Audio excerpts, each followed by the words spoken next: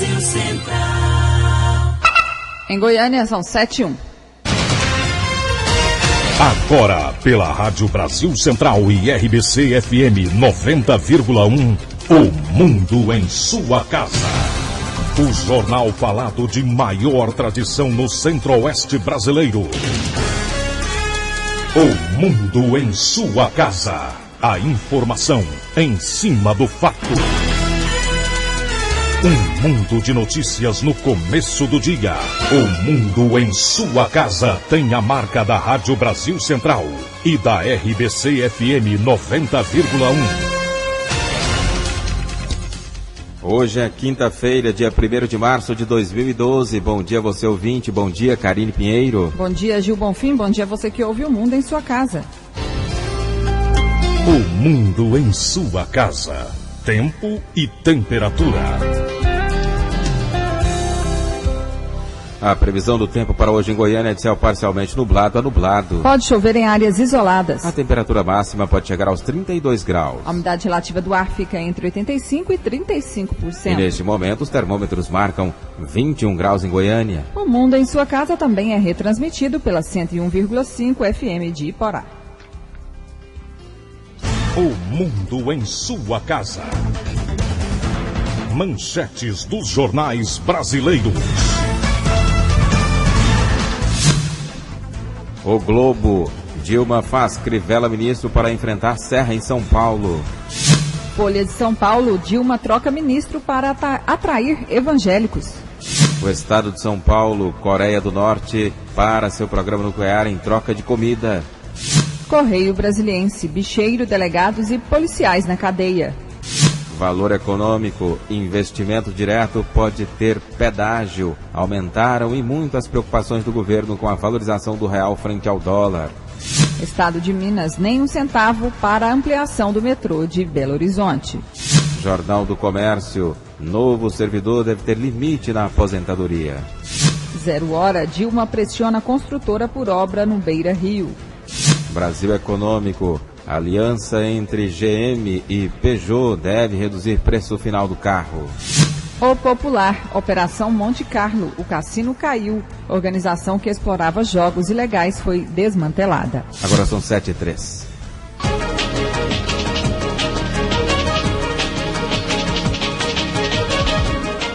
E nós vamos saber os assuntos que movimentam nossas equipes de reportagens nesta quinta-feira com o repórter Paulo Henrique Santos. Bom dia, Paulo. Bom dia, Gil. Bom dia, Karine. Bom dia a todos. Olha, acontece daqui a pouco, na sede da Superintendência da Vigilância Sanitária, uma coletiva para dar os novos números da dengue em Goiás. A gente pode adiantar que o número de casos na primeira semana de 2012 já é 56% menor que o registrado no mesmo período do ano passado. A redução nos casos notificados indica a efetividade do trabalho de prevenção que foi intensificado em 2011, especialmente nos municípios do interior do estado. Na primeira semana de 2011 foram notificados 1.088 casos de dengue em Goiás. Este ano foram 478. Então a gente vai saber se essa tendência de queda continua ou não. E um grupo de 11 vereadores que integram a bancada de oposição ao prefeito Paulo Garcia, do PT, na Câmara Municipal de Goiânia, fará, a partir das 8 horas da manhã, a distribuição de panfletos no cruzamento das avenidas Independência e Marginal Botafogo. A manifestação é para mobilizar a população que passa por aquela região pela liberação do trecho interditado da Marginal para a conclusão da passarela do Parque Mutirama, já que o prazo previsto de 6 meses já expirou e a obra ainda não começou. E começa hoje, a realização das oficinas do projeto IPASGO Sem Tabaco, que envolverá nesse primeiro momento 20 funcionários do próprio Instituto. A intenção é posteriormente contemplar os 640 mil usuários do IPASGO Saúde ao oferecer terapias voltadas para a eliminação do uso do cigarro no ambiente de trabalho. As oficinas em grupo serão realizadas semanalmente durante os 3 primeiros meses do projeto e quinzenalmente no 4º ao 6º mês, abordando temas ligados ao tabagismo, como prevenção, vantagens do abandono da dependência e aspectos comprometedores da saúde. Então é isso, Gil. Esses são os nossos destaques de hoje. Obrigado, Paulo Henrique Santos. E você confere detalhes desses assuntos ao longo da programação e também amanhã aqui no Mundo em Sua Casa. Agora são 7:05. O Mundo em Sua Casa. A política em Goiás.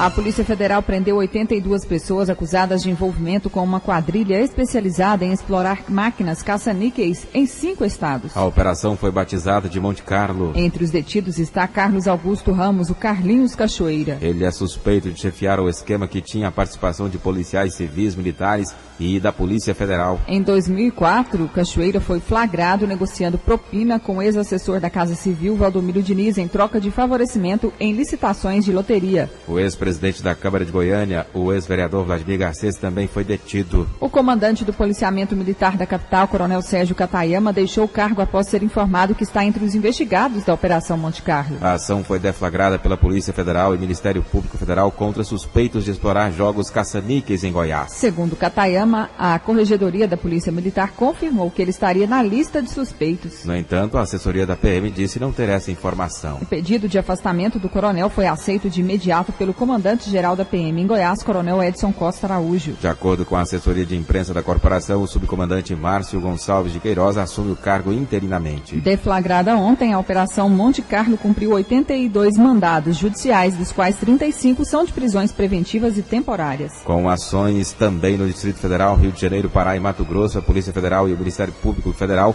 querem desarticular uma quadrilha de exploração de jogos com máquinas caça-níqueis. Além de Carlinhos Cachoeira, há pelo menos 19 detidos. Entre eles, o empresário e ex-presidente da Câmara Municipal em Goiânia, conforme dissemos, Vladimir Garcês. O advogado dele, Neiron Cruvinel, informou que vai pedir a anulação da prisão preventiva. Caso o pedido não seja atendido, ele deverá entrar com um pedido de habeas corpus. De acordo com o procurador da República em Goiás, Daniel Salgado, o grupo atuava livremente há 17 anos, com a participação de agentes da segurança e servidores públicos.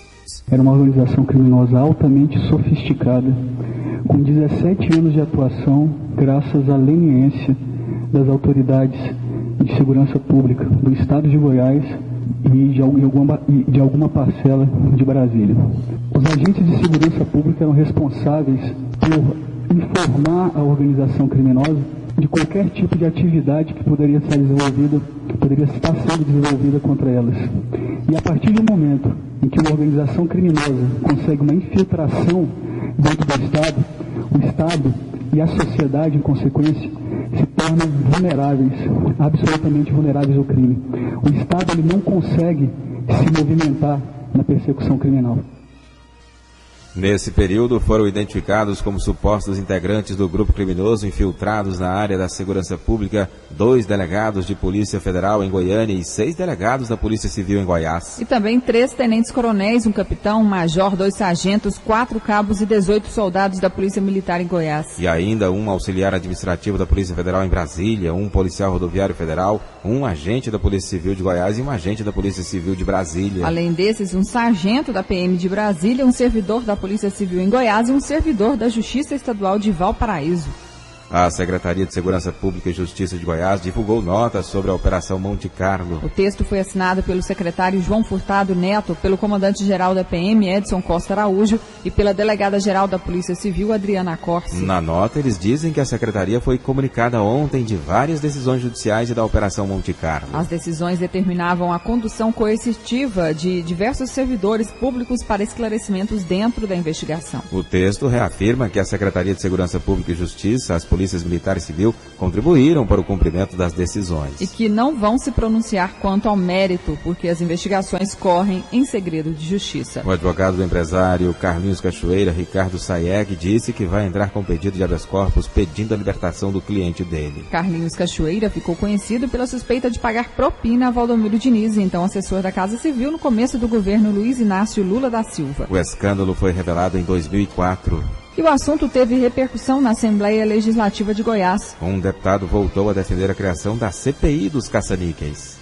A realização da Operação Monte Carlo, feita pela Polícia Federal em 4 estados e no Distrito Federal, prendendo dezenas de pessoas, repercutiu na Assembleia Legislativa e foi tema discutido da tribuna. Dentre os acusados está o empresário Carlos Augusto Ramos, o Carlinhos Cachoeira, que seria o chefe do esquema de exploração de caça-níqueis. O deputado Mauro Rui, do PT, lembra que há alguns anos propôs na Assembleia Legislativa a criação de uma CPI que não vingou. Ele obteve 24 assinaturas no requerimento, propondo à comissão, mas durante a votação votação, ela foi rejeitada com apenas 8 votos favoráveis. Nós apresentamos esse requerimento em 2004 ou 2005, não me falha um pouco a memória. Não obtivemos sucesso para que essa CPI fosse instalada, porque já tínhamos, com certeza, as informações, e inclusive à época, Carlinhos Cachoeira já estava noticiado internacionalmente a respeito de compra e fazendo propinas com dinheiro de pessoas que estavam até no Rio de Janeiro. E agora, nós entendemos que é preciso investigar profundamente, porque atrás de uma rede dessa, que envolve 80 pessoas que estão entre prisões e também estão sendo procurados para informar como é que está essa situação. E inclusive a relação que essas pessoas e essa quadrilha tem com a política goiana, com financiamento de campanhas, com a estrutura que dá para desempatar e desigualar a relação política aqui do nosso estado e até da capital. Então acho que esse é um momento importante. Apoio o Ministério Público Federal, a Polícia Federal em todas as investigações, como eu disse aqui, inclusive no próprio Mutirama. O senhor pode reapresentar esse requerimento? Podemos, eu acho que é uma boa sugestão, porque agora, à medida que nós temos vendo já um estudo tão abrangente, vou procurar a Superintendência da Polícia Federal, o Ministério Público Federal, e ver os desdobramentos. Se entendemos que é necessário e soma uma CPI aqui dos caça-níqueis em Goiás, com certeza apresentaremos. Libório Santos, Sistema Brasil Central de Rádio. Agora são 7h12. Município de Fazenda Nova ganhou ontem um novo prédio forense. O presidente do Tribunal de Justiça e o governador estiveram na inauguração. O fórum, construído em uma área cedida pela Prefeitura de Fazenda Nova, custou aos cofres do Tribunal de Justiça de Goiás R$1.644.000. Durante a inauguração, o presidente do TJ Goiás, desembargador Vitor José Lenza, falou sobre a importância destas novas unidades que estão sendo construídas em vários municípios goianos. É da maior importância. Às vezes recebemos um investidor de fora que quer aplicar alguns milhares na construção de indústria. Se chega, encontra o forozinho goteiroso ou meio tortinho, ele desanima. Mas chega e encontra uma construção firme, sólida, apoteótica, como nós estamos fazendo e construindo. São 28 fóruns que nós estamos entregando no estado de Goiás. De modo que é o seguinte, isso é um incentivo até para o investidor de fora. Um incentivo para a própria população que sabe que ela tem a casa própria. É o que nós sempre dizemos da importância, é o quem casa quer casa. É muito estranho a pessoa queira se casar e não quer ter a sua casa. Então o judiciário tem que ter a sua sede própria e boa. E atuante, na altura, dentro das normas de ABNT, também o que preconiza o Conselho Nacional de Justiça para as construções. Presente à inauguração, o governador Marconi Perillo enalteceu a boa relação que mantém com o Poder Judiciário goiano. Marconi Perillo disse ainda que quando assumiu pela primeira vez o governo do estado em 1999, garantiu que ajudaria a construir fóruns em todas as comarcas de Goiás. Meta esta que, segundo ele, será atingida antes do final de 2013. Aulos Rincon, para o Sistema Brasil Central de Rádio. 7h14. Depois de o eleitor goianiense enfrentar longas filas para realizar o cadastramento biométrico, o TRE prorroga o prazo final, que venceria hoje. De 909.651 eleitores de Goiânia cadastrados no Tribunal Regional Eleitoral, fizeram recadastramento biométrico pouco mais de 729.646 eleitores, o que representa 80% do total. Apesar de ter atingido a meta, o prazo do recadastramento foi prorrogado de 5 a 23 de março.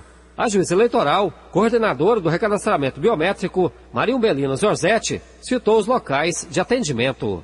A nossa prorrogação do dia 5 ao dia 23, ela já está mais ou menos organizada, porque nós vamos perder alguns servidores que foram requisitados e que seria até a data 1º de março. Então, com a adequação, do nosso potencial, nós vamos conseguir atender com as 3 centrais, a da Mutirão, da 4ª Radial e da Anhanguera, de segunda a sexta, das 7 da manhã às 18 horas, continua com a mesma quantidade de kits em funcionamento. E os 4 VaptVupt também vão continuar atendendo de segunda a sábado, porque eles trabalham sábado, e nos 4 VaptVupt será por agendamento, como vinha sendo feito até agora. Então, na segunda-feira nós vamos reabrir para o agendamento e vamos também, a central da 4ª Radial também será por agendamento. Com isso, a gente espera tirar da fila em torno de 3.000 pessoas por dia. A juíza eleitoral, coordenadora do recadastramento biométrico, Marinho Belina Zorzetti, recebeu a denúncia de que eleitores de Goiânia estariam transferindo o título para Aparecida, justamente para escaparem do recadastramento. Ela disse que isso constitui crime eleitoral. Jânio Rodrigues para o Sistema Brasil Central de Rádio. 7h16. A Assembleia Legislativa inaugura a Escola do Legislativo. Repórter Libório Santos. A Escola do Legislativo vai preparar servidores da Assembleia Legislativa e executar o projeto Intercâmaras, que visa oferecer cursos e palestras sobre formação política a vereadores. Na ocasião, foram assinados convênios com a Universidade Federal de Goiás, Universidade Anhanguera e Instituto Cada Brasil. Também foi assinado convênio com a União dos Vereadores de Goiás. O presidente da entidade, vereador José Moreira, destaca a importância da escola. A Escola Legislativa veio para ajudar os vereadores do estado de Goiás. A gente quer parabenizar o presidente, todos os deputados, por essa atitude que está tendo do reconhecimento do vereador. Nós estamos aqui agora fazendo a inauguração do prédio aqui da Intercâmaras. Isso vai ajudar muito, não somente a UVG, mas todos os vereadores do estado de Goiás. O governador Marconi Perillo foi representado pelo secretário de Articulação Institucional, Daniel Goulart, que também já foi deputado por 2 mandatos. É mais uma inovação das gestões do presidente Jardel Seba, que modernizou o parlamento, e quem ganha é a sociedade. O processo legislativo ele é complexo, é preciso ter realmente uma escolinha. Eu acho até que isso é o primeiro passo aí para a gente ter depois aí curso de gestão para o próprio legislativo, a universidade do legislativo. Para o presidente da Assembleia Legislativa, o deputado Jardel Seba, do PSDB, a inauguração da escola é a concretização de um sonho. Eu acho que nós estamos dando sequência a outras legislaturas e estamos consolidando um sonho. Eu acho que investir na área de educação é um investimento sempre produtivo. E a escola do legislativo não deixa de ser diferente. Quais serão os principais objetivos? Me parece que não vai abranger somente treinamento para o pessoal que trabalha na Assembleia, mas também será bem mais amplo. Será para o pessoal que trabalha na Assembleia prioritariamente, mas outras pessoas poderão vir na escola do parlamento. Nós pretendemos, a médio e longo prazo, provavelmente em outras legislaturas, tornar inclusive a universidade do parlamento. Ontem chegaram várias matérias de autoria do Executivo à casa, mas que não foram lidas em plenário, dando início assim às suas tramitações. 7h18. Vereadores se mobilizam pela liberação do trânsito da Marginal Botafogo. A previsão inicial de que a Marginal Botafogo ficaria interditada por 6 meses já terminou, mas as obras não estão nem perto de serem finalizadas. Um requerimento de autoria dos vereadores Giovanni Antônio e Santana Gomes pede a liberação da Marginal, que, segundo eles, foi interditada de forma precipitada. O requerimento foi colocado em votação na Câmara Municipal na sessão de ontem, mas não houve quórum para votá-lo. Com o apoio de mais 9 vereadores, uma mobilização será realizada logo mais, às 8 horas da manhã, no encontro da Avenida Independência com a Marginal Botafogo, próximo ao Parque Mutirama. O vereador Giovanni Antônio, autor do projeto, fala sobre a justificativa do pedido. O prazo venceu, a obra pouco evoluiu, agora por uma decisão do próprio prefeito municipal, ela foi suspensa por tempo indeterminado. Então são situações e fatos que justificam o nosso pedido, para que ela possa ser liberada para o trânsito. Haja vista que está prejudicando e muito a população usuária daquela via, que é uma via onde circula em média 100 mil veículos dia, não existe nem mesmo a garantia para reinício das obras, para o prazo de execução e para o término da mesma. Então entendemos que justifica a sua interdição só mesmo a partir do momento que o prefeito divulgar um cronograma consistente da obra. O vereador Elias Vaz, que trafega constantemente pela Marginal e apoia a iniciativa, fala sobre a interdição. Cada dia ali é um transtorno. Eu sou usuário da Marginal Botafogo, sei muito bem do que eu estou falando. Ali a gente sofre muito. Agora não pode a prefeitura não dar o braço a torcer de saber que aquela interrupção não está tendo sentido nenhum. O requerimento que pede a liberação da Marginal deve ser reapresentado em plenário na manhã de hoje. Riva Cram para o Sistema Brasil Central de Rádio. Agora são 7h20. O mundo em sua casa. 3 de março, aniversário da Rádio Brasil Central AM. Onda curta e tropical. 62 anos comunicando com o mundo. O mundo em sua casa. Política Nacional.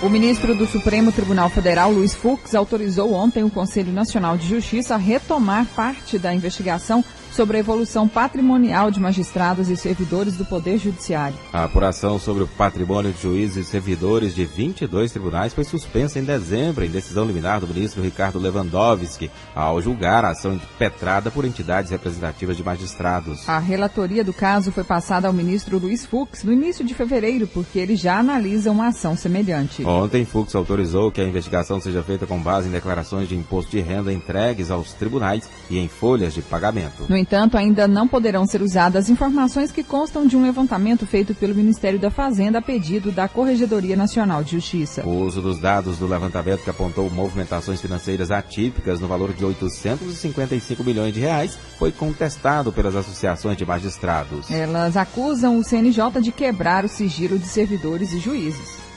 722. Senador evangélico é escolhido como novo titular da pesca. O Palácio do Planalto confirmou nesta quarta-feira a substituição de Luiz Sérgio no Ministério da Pesca. O novo titular da pasta será o senador Marcelo Crivella, do PRB do Rio de Janeiro. Liderança evangélica importante, Crivella chega à esplanada no momento de desgaste do governo com a bancada dos evangélicos. No mês passado, em palestra no Fórum Social Mundial, o ministro da Secretaria-Geral da Presidência, Gilberto Carvalho, declarou que o Estado deve fazer uma disputa ideológica pela nova classe média, que estaria sob hegemonia de setores conservadores, como os evangélicos. Para Crivella, sua indicação não tem nada a ver com este momento, mas admitiu que pode reaproximar o segmento do Palácio do Planalto. Acredito que sim, embora que não tenha sido esse o objetivo quando a presidente me convidou. Nem em nenhum momento ela mencionou isso. Sobre o novo desafio, Crivella admitiu desconhecer o setor da pesca, mas acredita que o segmento carece de pesquisa científica. É uma área em que eu, confesso a vocês, vou ter que aprender muito. Conversei com o presidente do Confea e eu perguntei quantos engenheiros de pesca nós tínhamos. Ele me disse 1.475. Confesso a vocês que fiquei realmente preocupado, porque no primeiro momento que me convidaram para o Ministério da Pesca, e eu acompanho o Ministério da Pesca desde que o Lula criou em 2013 e depois quando se transformou em Ministério em 2009, queríamos que a pesca no Brasil tenha o realce que tem a nossa agricultura. Mas a agricultura tem um grande setor de pesquisa que é a Embrapa. E acho que nós devíamos ter também uma Embrapa da pesca. Agora, precisamos realmente de pesquisadores e aumentar nossa comunidade científica no setor. Ao deixar o Ministério da Pesca, o petista Luiz Sérgio retorna ao mandato de deputado federal na Câmara. Em nota, a Presidência da República disse que Luiz Sérgio prestou inestimável contribuição ao governo. O texto diz ainda que a mudança permitirá incorporar à esplanada um importante partido aliado da base do governo. O texto menciona o fato de que o ex-vice-presidente da República, José Alencar, pertencia a essa legenda, o PRB. Com informações de Brasília, Apolos Neto. E o novo ministro da Pesca e Aquicultura, senador Marcelo Crivella, vai tomar posse amanhã. A ministra de Relações Institucionais, Ideli Salvati, descartou qualquer envolvimento do governo federal com as alianças partidárias para as eleições municipais de outubro, especialmente em São Paulo. Após o encontro com o presidente do Senado, José Sarney, do PMDB, a ministra deixou claro que as decisões partidárias sobre as alianças municipais são de responsabilidade dos dirigentes regionais. Segundo Ideli, cabe ao governo federal trabalhar para garantir a manutenção da base aliada. O ministro das Comunicações, Paulo Bernardo, e o presidente do Banco Central, Alexandre Tombini, vão discutir como regulamentar transações financeiras feitas com celulares. A reunião no mês que vem vai ajudar a definir a posição do governo em relação ao fenômeno, que vem se tornando cada vez mais importante em outros países. Uma decisão importante a tomar é saber quem poderá receber os depósitos feitos pelos clientes das operadoras. Em alguns lugares do mundo, são as próprias empresas telefônicas que gerenciam o dinheiro. Mas, no caso brasileiro, pode ser que as contas tenham que obrigatoriamente ficar atreladas a um banco para não alterar as atuais regras do sistema financeiro. A Câmara concluiu ontem a votação da proposta que institui o Fundo de Previdência Complementar do Servidor Público Federal. O texto segue agora para o Senado. Pela proposta concluída ontem, o teto das aposentadorias dos servidores públicos federais civis passa a ser o mesmo do regime privado. Com isso, o valor máximo do benefício pago pela União será de R$ 3.900, que é o atual teto do INSS, com desconto de 11% do salário. Quem quiser um benefício maior terá que pagar outra contribuição que irá para um fundo Mundo Complementar. Agora são 7h25. O mundo em sua casa. Um mundo de notícias no começo do dia.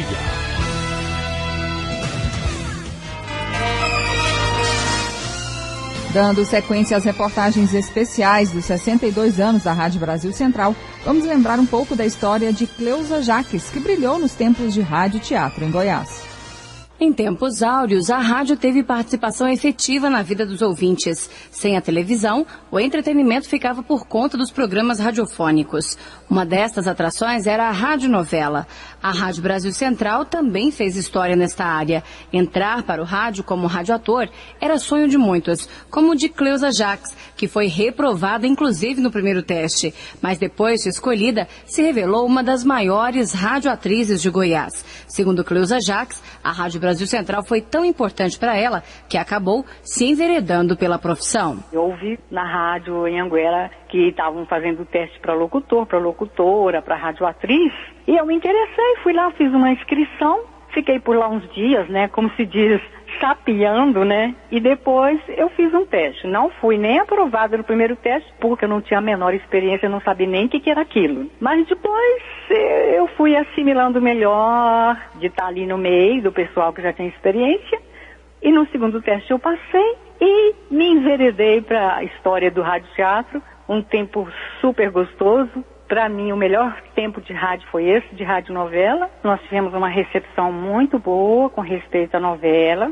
né? A gente ficou, assim, de certa forma, famosos, né? Vamos dizer assim. O pessoal queria conhecer a gente de perto, pessoalmente e tal. Então, foi, assim, muito bom, tanto para o público ouvinte como para nós que estávamos também iniciando uma nova história no rádio. Pena que esse rádio até não durou tanto tempo assim, porque ele acabou justamente quando começou aquela revolução em 64, ele foi extinto, e eu também saí, dei um tempo fora do rádio, e nesse período acabou o rádio teatro, infelizmente. Foi muito bom e poderia ainda estar acontecendo.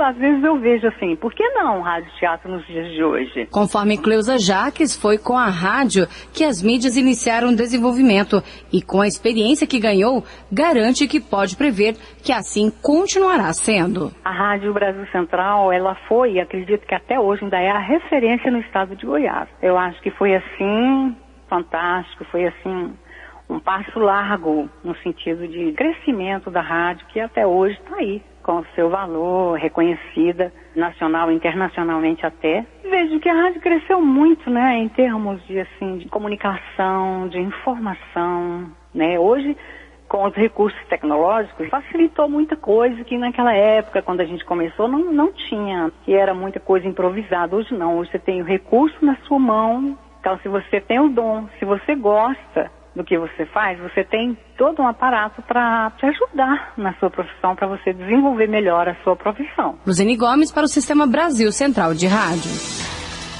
Agora são 7h29. Polícia Militar prende suspeitos de torturar e matar jovem na Vila Rosa. Policiais do Comando de Missões Especiais prenderam em flagrante na Avenida José Rodrigues Moraes Neto, no Parque Amazônia, em Goiânia, Marco Aurélio Silva Mota, de 23 anos, que tem passagem por furto. Ele é acusado de estar envolvido no assassinato de Clécio da Hora Oliveira, de 21 anos, encontrado morto dentro de um carro queimado em um bairro da periferia da cidade. De acordo com o tenente-coronel Wellington Uzeda Mota, comandante de missões especiais da PM, o crime bárbaro começou na casa de Marco Aurélio, onde a vítima foi espancada gravemente. 7 pessoas estavam usando drogas numa casa no Parque Amazônia no sábado, e esse indivíduo de nome Clécio aí chegou, né? A vítima chegou no local, eles decidiram, falaram, vamos bater no Clécio, vamos começar a bater nele, espancar com pau, com barra de ferro, com capacete de motociclista, com tijolo, com pesada. Inclusive, pegou um fio de cabo de um ferro lá e deu choque também no pé dele. E desacordaram ele umas 2 ou 3 vezes. Em seguida, os agressores decidiram matar Clécio. Um dos indivíduos saiu para um posto de combustível, comprou gasolina. Eles estavam de posse de um Senna roubado. Foi roubado 10 dias anteriores ao fato. Colocaram ainda com vida o Clécio dentro desse Senna, do porta-mala. Foram para o local que foi queimado lá o corpo e queimaram ele vivo. Além de Marco Aurélio, também foram detidos um menor de 16 anos e Adriano Silva de Oliveira, de 20 anos. Eles vão ser indiciados por homicídio, tortura, ocultação de cadáver, roubo e receptação. O jovem, conhecido como Adrianinho, ainda teria confessado ter matado há cerca de um ano um homem conhecido como Zanoni, morto também no Parque Amazônia. O inquérito do homicídio estava parado por falta de provas. Paulo Henrique Santos, para o Sistema Brasil Central de Rádio. 7h31. Governo Federal e Sindicato dos Servidores Públicos Federais não chegam a um acordo sobre o novo texto da Previdência. Os dados da equipe econômica do governo mostram que os 950 mil aposentados e pensionistas da União geraram no ano passado um déficit de 60 bilhões de reais. Uma afirmação que não convence o presidente do Sindicato dos Trabalhadores no Serviço Público Federal em Goiás, Ademar Rodrigues de Souza. E os números do governo, eles não batem com a realidade.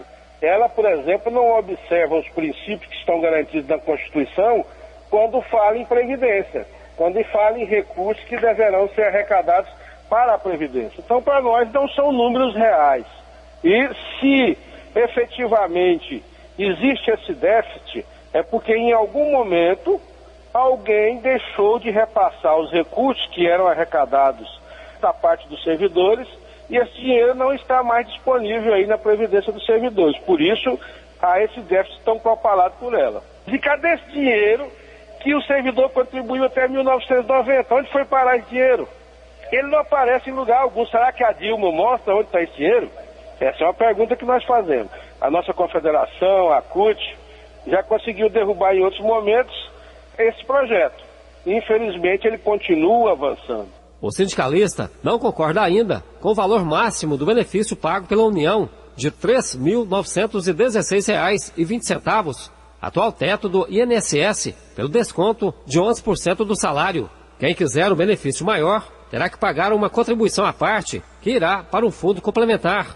Ademar Rodrigues de Souza vê com muita desconfiança o fato de que os partidos políticos trabalham nos bastidores para gerir a Carta da Previdência. Jânio Rodrigues para o Sistema Brasil Central de Rádio. 7h33. Participação agora ao vivo do repórter Libório Santos. Bom dia. Olha, muito bom dia ouvintes. Agora o balanço pelas rodovias que cortam o estado de Goiás, as últimas 24 horas, e mais uma vez aqui chamamos a atenção que os acidentes graves, os mais graves, tiveram envolvimento de motociclistas. No total foram 26 acidentes, 13 feridos e 2 mortos. Saída de pista na J325, quilômetro 83, entre Acreúna e Arantina. Moto placa KDG 5211 de Acreúna, o condutor José Luiz Gonzaga, vítima fatal. Colisão na GO 151, quilômetro 8, entre Porangatu e Mutunópolis. Uma S10 placa NLP 8999 de Porangatu. Getúlio Alves dos Santos, o condutor saiu ileso. Moto placa NLH 5807. O condutor José Luciano Corrêa da Silva, vítima fatal. Libório Santos, Sistema Brasil Central de Rádio. O mundo em sua casa. Um mundo de notícias no começo do dia.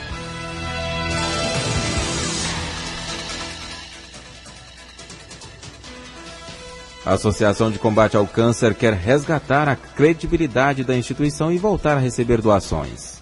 A Associação de Combate ao Câncer de Goiás, mantenedora do Hospital Araújo Jorge, se mobiliza para voltar a receber doações após a operação biópsia, que apurou fraudes na associação e destituiu a diretoria anterior. O presidente e interventor da entidade, Alexandre Meneghini, destaca as medidas para resgatar a imagem da instituição e viabilização de recursos financeiros junto à população. Uma reformulação administrativa, dando mais transparência a nossos ganhos e também às nossas compras. Isso é um processo lento, nós vamos precisar mais tempo para poder organizar isso tudo. Então, a nossa prioridade agora é manter o fornecimento de medicações. Ainda faltam remédios, nós estamos aqui repondo essas medicações. A demanda é muito grande, porque tinham muitos pacientes que estavam na fila. O diagnóstico completo ainda não foi dado, mas é um processo que a gente está começando, a gente está trabalhando muito para recuperar o mais rápido possível e para que o atendimento na Associação de Combate ao Câncer seja cada dia melhor. O médico pede ainda a compreensão da população nesta crise do hospital. Eu peço à população paciência. A gente está vivendo na Associação de Combate ao Câncer de Goiás a pior crise que jamais ela enfrentou nesses 56 anos. Então, um pouco de paciência, em breve nós estaremos regularizando todo o nosso atendimento. Alexandre Meneghini destaca ainda que as pessoas podem continuar realizando doações e afirma que a Associação de Combate ao Câncer vai desenvolver um método mais seguro de prestação de contas do dinheiro arrecadado. Wilton Vieira, para o Sistema Brasil Central de Rádio. Agora são 7h36. Começa hoje e vai até sábado a 3ª Conferência Estadual do Meio Ambiente. O evento é organizado pela Secretaria Estadual de Meio Ambiente e Recursos Hídricos. A abertura da conferência será às 8 horas da noite no Salão Lago Azul, do Centro de Convenções. Vamos saber mais sobre essa conferência, conversando agora com Jaqueline Vieira, Superintendente Executiva da SEMAR. Bom dia. Bom dia, Gil. Qual é a expectativa da SEMAR em relação a essa Conferência Estadual do Meio Ambiente? Alô, eu não ouvi. Qual que é a expectativa da SEMAR em relação à Conferência Estadual do Meio Ambiente? A expectativa da SEMAR é realmente fortalecer a política ambiental no estado de Goiás.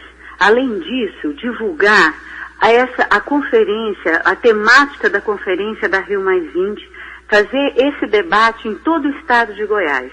Então, a temática da Rio+20 é economia verde para o desenvolvimento sustentável e para a erradicação da pobreza. Então, nossa expectativa é que a gente leve toda essa discussão para o nosso estado. E como conciliar essa discussão com o avanço, sobretudo, do agronegócio, por exemplo? Bom, nessa discussão, o avanço, o crescimento econômico, ele está presente. E a gente entende que hoje o desenvolvimento sustentável, ele não vem, ele não atrapalha o crescimento econômico, ele qualifica esse crescimento. Então, quando nós falamos em economia verde, nós estamos falando dentro, inclusive, do conceito do PNUMA, né, que isso aí vai depender de uma consciência coletiva, presente na vida comum do ser humano, bem como nas empresas de produção, de serviços, nas instituições públicas. Então, a gente conta, Gil, com o apoio de uma tecnologia de menor impacto ambiental. Nós temos que pensar que é possível fazer todas as ações produtivas, elas possam fazer isso viabilizando o menor ritmo na emissão de gases de efeito estufa, né, ampliar o investimento em países menos desenvolvidos. Então, assim, é todo um conjunto de ações que vão garantir o desenvolvimento sustentável. E isso não quer dizer que nós vamos aí impedir o crescimento econômico ou a atividade de agronegócio no nosso estado.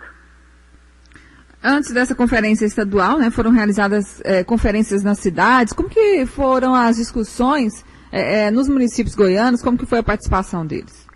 Olha, nós realizamos 11 conferências regionais. Iniciamos essas conferências o ano passado.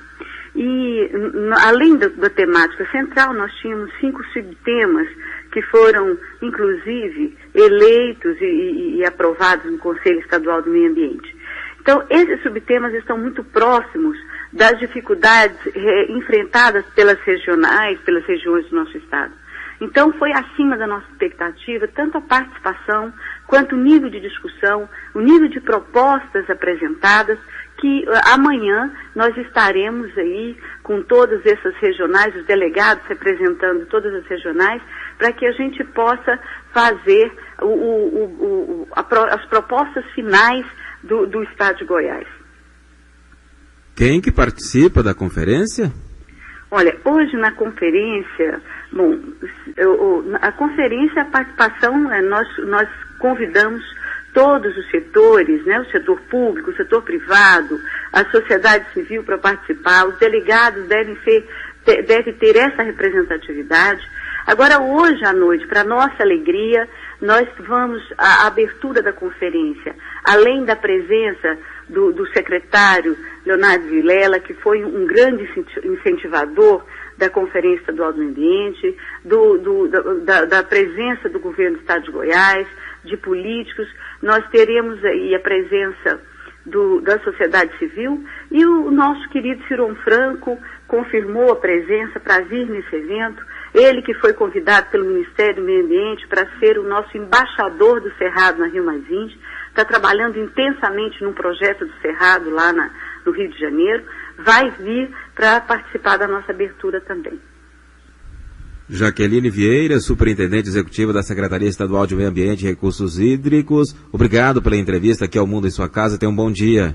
Eu que agradeço, um bom dia a todos, nós aguardamos vocês na nossa conferência e, sobretudo, nas ações do dia a dia, podem contar conosco para qualquer esclarecimento em torno da economia verde no contexto do desenvolvimento sustentável. Muito obrigada, Gil, obrigada, Karine. Obrigada, Jaqueline Vieira, falando então sobre a terceira Conferência Estadual do Meio Ambiente, um evento organizado pela SEMAR. A abertura da conferência será às 8 horas da noite no Salão Lago Azul do Centro de Convenções. 7h41. A seguir você confere as notícias do esporte com José Calazans. O mundo em sua casa. Se a sua empresa busca reconhecimento, anuncie em uma emissora de credibilidade. Rádio Brasil Central 1270, AM, ondas curtas e tropicais. A certeza de resultado. Qualidade com alcance em todo o território nacional. Ligue 3201-7686. Rádio Brasil Central, comunicando com o mundo. 3 de março, aniversário da Rádio Brasil Central AM, onda curta e tropical. 62 anos comunicando com o mundo. O mundo em sua casa. A informação em cima do fato.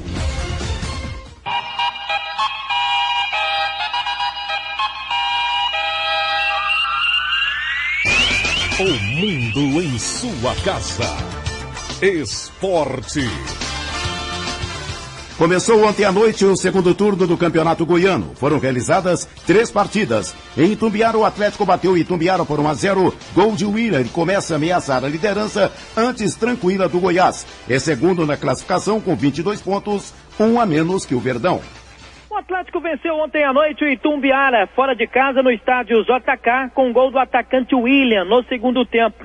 Um jogaço, uma grande partida sem dúvida alguma. Para muitos, o melhor jogo do campeonato até aqui. O Atlético, com essa vitória, encostou no Goiás, pela liderança do campeonato goiano. Domingo enfrenta a Aparecidense, 4 horas da tarde no estádio Serra Dourada, sem nenhum jogador suspenso, ou por expulsão, ou pelo terceiro cartão amarelo. O técnico Hélio dos Anjos terá mais opções para escalar o Dragão. Eric Maravilha, para o Sistema Brasil Central de Rádio. Na Serrinha, novo empate entre Goiás e Anapolina, 1-1. Resultado final com os 2 gols marcados pelo meia Alain Bahia. Aos 5 do primeiro tempo anotou a favor da Anapolina, e aos 10 empatou para o Goiás, que mantém a ponta do campeonato. Após o novo empate contra a Anapolina ontem na Serrinha por 1-1, o Goiás vê sua vantagem para o Atlético, que em determinado momento do campeonato chegou a ser de 6 pontos para 1 ponto apenas de diferença, 23 para o Goiás, 22 para o Atlético. O time que fez ontem sua pior apresentação neste campeonato goiano correu o risco de perder em casa e sofrer um vexame ainda maior para um time que está na zona de rebaixamento, a Anapolina. Um novo empate, assim como havia acontecido no último domingo em Anápolis. O técnico Anderson Moreira não gostou muito das perguntas feitas na entrevista em relação aos questionamentos que começam a surgir individualmente e também em relação à formação do elenco, já que a diretoria fechou praticamente o grupo e não vai contratar mais para o campeonato goiano. Segundo o treinador, o Goiás está na liderança do campeonato e por isso não há motivo para crise, mesmo com 2 empates contra um time que está na zona de rebaixamento. O volante Amaral e o atacante Arley, com o terceiro amarelo, não jogam sábado contra o Craque em Catalão. Zagueiro Rafael Tolói e lateral esquerdo Egídio cumpriram suspensão e retornam para o time titular. Felipe Amorim não volta contra o Craque, mas tem boas possibilidades de retornar na quinta-feira que vem, exatamente daqui uma semana, contra o Paulista, no interior de São Paulo, pela Copa do Brasil. Vinícius Silva para o Sistema Brasil Central de Rádio. O outro jogo da primeira rodada do retorno foi em Rio Verde. O Craque venceu por 1-0 a equipe do Rio Verde, gol de Danilinho. A vitória fora de casa reabilitou o time catalano, que havia perdido em casa no último domingo para a Aparecidense. Chegou a 16 pontos e ocupa a terceira posição no campeonato. O Rio Verde, com 5 pontos, continua na lanterna.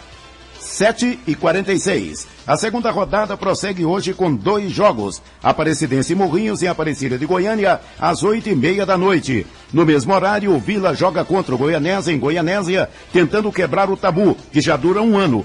Conseguir 2 vitórias consecutivas, o que não acontece desde o dia 3 de março de 2011. A diretoria do Vila Nova anunciou ontem à tarde mais uma contratação para esta temporada 2012. Trata-se do atacante Gabriel, 21 anos de idade, que estava no futebol vietnamita. Antes, aqui no Brasil, o jogador atuou apenas pelo Coritiba.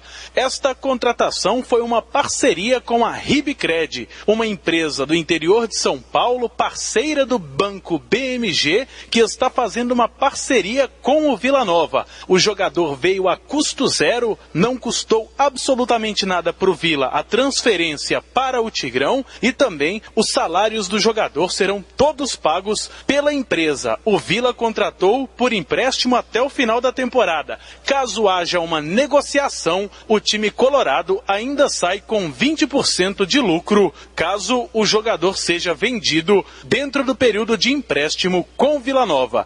Em relação ao jogo de logo mais à noite contra o Goianésia, o técnico Cavalinho faz mistério, ainda não se definiu sobre os substitutos dos laterais suspensos, o direito Nego e o esquerdo John Lennon. A tendência é que pelo lado direito Evandro jogue e pelo lado esquerdo Rafael Vaz saia da zaga. Nesse caso, Thiago Irineu, que volta de suspensão, continua no time titular. Paulo Massad para o Sistema Brasil Central de Rádio. No Campeonato Estadual do Rio de Janeiro, os 3 grandes que jogaram ontem pela primeira rodada do retorno à Taça Rio se deram mal. O Flamengo perdeu de 2-1 para o Boa Vista, o Vasco da Gama empatou com o Bom Sucesso em 2-2 e o Fluminense foi derrotado pelo Resende por 2-1. No Paulista, o Corinthians bateu a Catanduvense por 2-1, o Palmeiras ganhou de 3-1 do Alinense e o Santos fez 2-0 no Guarani. Timão continua liderando com 29 pontos, o Palmeiras é segundo com 25 e o Santos agora é terceiro com 24 pontos.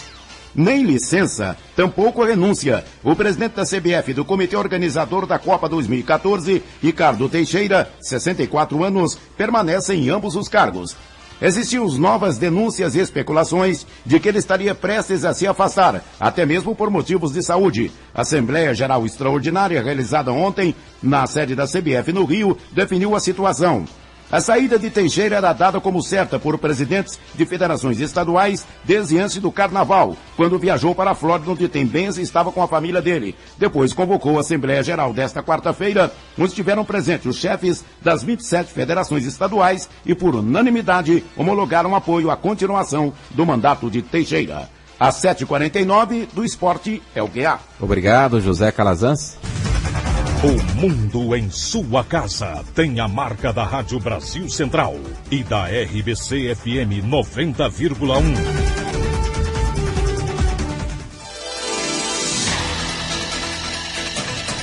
Lavadores de carros em locais públicos da capital têm até o dia 12 de abril para fazer o cadastro na prefeitura e regularizar a atividade. A prática, antes proibida, foi autorizada e normatizada pela Prefeitura de Goiânia. Isso foi possível por meio de uma alteração no Código de Posturas do município. Para conseguir a licença, o lavador de carros deve procurar a sede da Secretaria Municipal de Turismo e Desenvolvimento Econômico, a CETURD. Ele também pode ir a qualquer loja de atendimento da administração municipal. O interessado deve apresentar documentos pessoais, comprovante de endereço, certidões negativas estadual e federal e também mapa indicando o local onde trabalha. Com os dados fornecidos, a CETURD fará uma vistoria fiscal na área pretendida pelo trabalhador. Se a solicitação atender aos requisitos legais, após a análise, o órgão emitirá licença ao solicitante. Moradores reclamam de critérios de reajuste de ITU e IPTU em Aparecida de Goiânia. Em alguns casos, o reajuste ficou acima de 300%. O vendedor Evangelista Vieira de Farias, de 36 anos, afirma que no ano passado pagou R$ 98,00 de IPTU. Ao receber o carnê do imposto em 2012, se surpreendeu com um novo valor de R$ 314,00.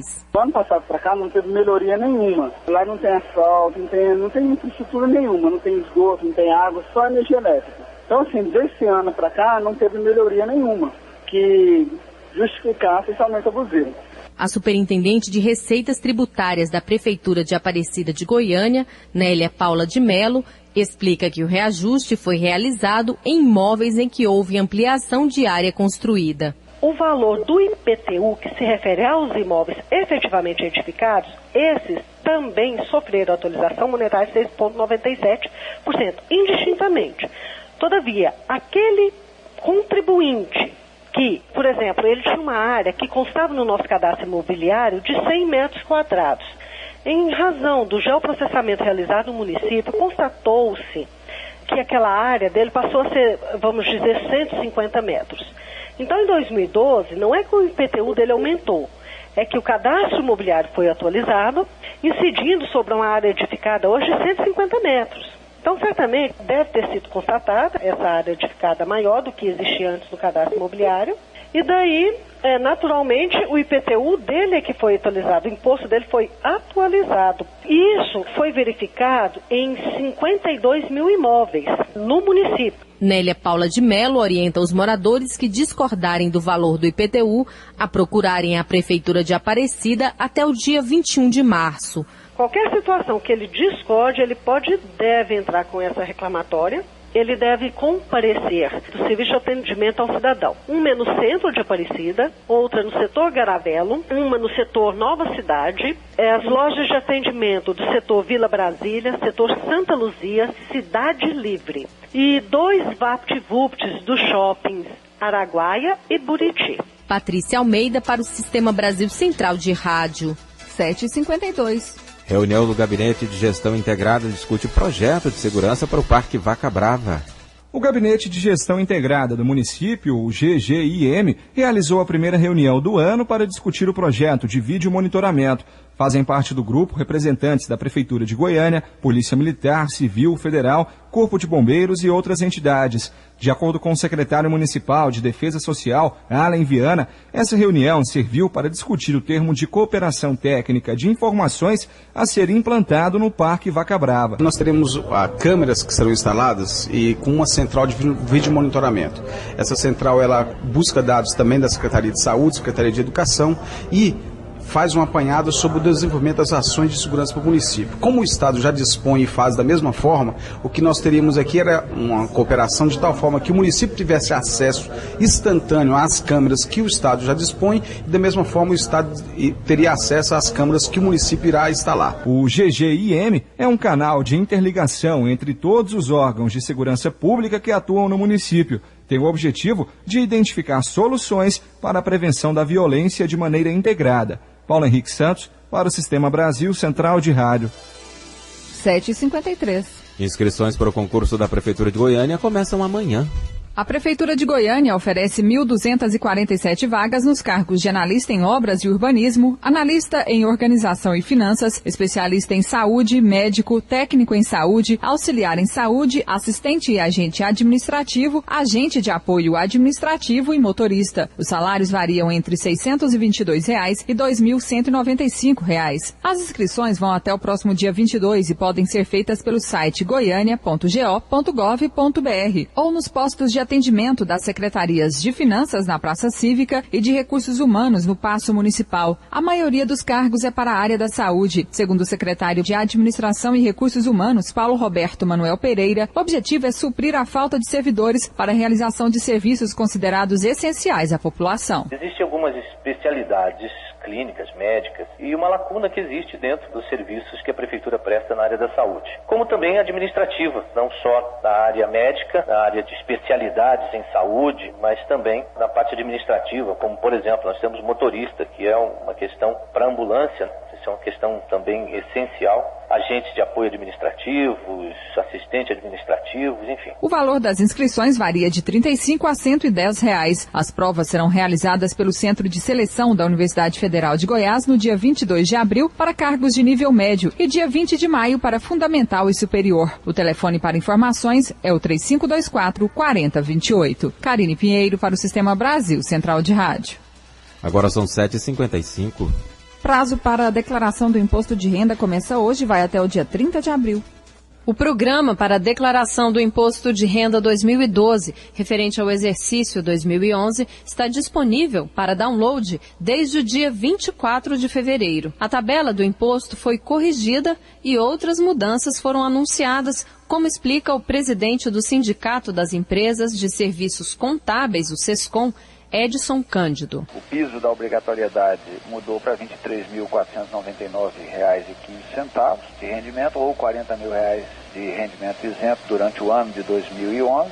Uma alteração substancial foi que agora as doações que forem feitas às entidades enquadradas no Estatuto da Criança e do Adolescente entre janeiro e abril de 2012 podem ser deduzidas nessa declaração.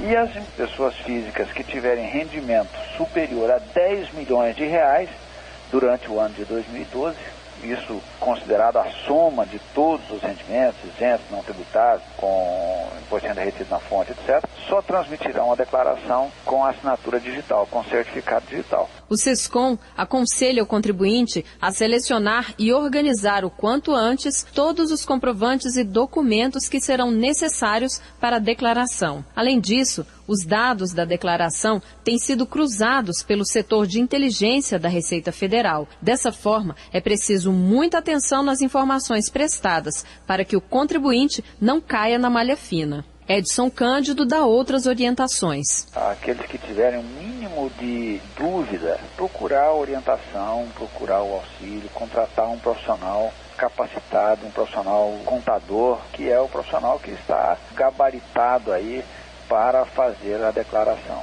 Segunda coisa, procurar o quanto antes fazer a sua declaração, porque qualquer documento que faltar, esse contribuinte pode ter tempo ainda de buscar a informação correta. Uma informação importante. Neste ano, os bancos estão desobrigados de enviar para o contribuinte o informe de rendimentos. Então é preciso procurar a sua agência bancária para obter o documento. Riva Cram para o Sistema Brasil Central de Rádio. 7h57. Devedores do IPVA serão inscritos na Serasa a partir de hoje.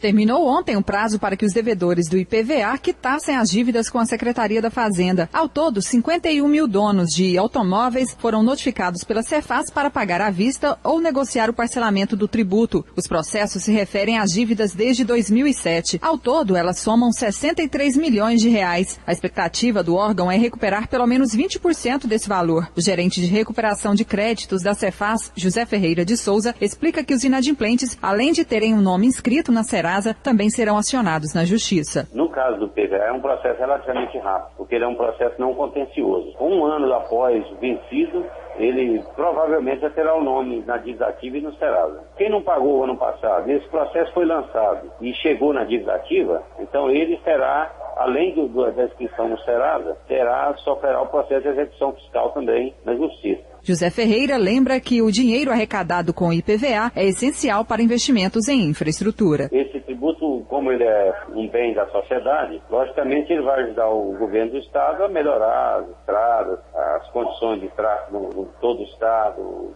a busca de circulação de mercadoria, circulação de produtos agrícolas. Então, quer dizer, esse tributo é de suma importância para o Estado. O gerente de recuperação de créditos da Cefaz, José Ferreira de Souza, informa ainda que a inscrição de inadimplentes na Serasa será feita todos os anos. Karine Pinheiro para o Sistema Brasil Central de Rádio. 7h59. 2 funcionários do Parque de Diversões Hop Hari em Vinhedo, no interior de São Paulo, afirmaram que o brinquedo, conhecido como elevador, apresentava um defeito e não poderia operar. Segundo o advogado dos trabalhadores, os supervisores ignoraram o alerta dado antes da morte de Gabriela Nishimura, de 14 anos, na última sexta-feira. Os pais da garota prestaram depoimento à polícia ontem. O parque divulgou uma nota reafirmando que colabora com as investigações. 7h59, Noticiário Internacional. Subiu para 9 o número de mortos após uma série de tempestades no meio oeste dos Estados Unidos na madrugada de ontem. Os principais estados atingidos foram Missouri, Illinois e Kansas. Casas e prédios foram danificados em diversas regiões. 8 horas e termina mais uma edição do Mundo em Sua Casa, que teve a apresentação de Gil Bonfim e Karine Pinheiro. Redação e edição, Ada Mendes, Antônio Correia, Marcelo Cabral e Wendel Franco. Direção de estúdio, Luzeni Gomes. Chefes de reportagens, Ione Chagas e Almir Costa. Operação de áudio, Otair José. Central Técnica, Frederico Pita. Gerência do Sistema de Rádio, Suede Barbosa. Direção de Tele-Rádio-Difusão, Abadia Lima. O Mundo em Sua Casa volta amanhã às 7 da manhã. Obrigado pela sua atenção e até lá. Bom dia, Karine. Bom dia, até amanhã. Este foi, pela Rádio Brasil Central e RBC FM 90,1, O Mundo em Sua Casa. O jornal falado de maior tradição no Centro-Oeste brasileiro. O Mundo em Sua Casa. A informação em cima do fato. Um mundo de notícias no começo do dia. O Mundo em Sua Casa voltará sempre com a marca da Rádio Brasil Central e da RBC FM 90,1.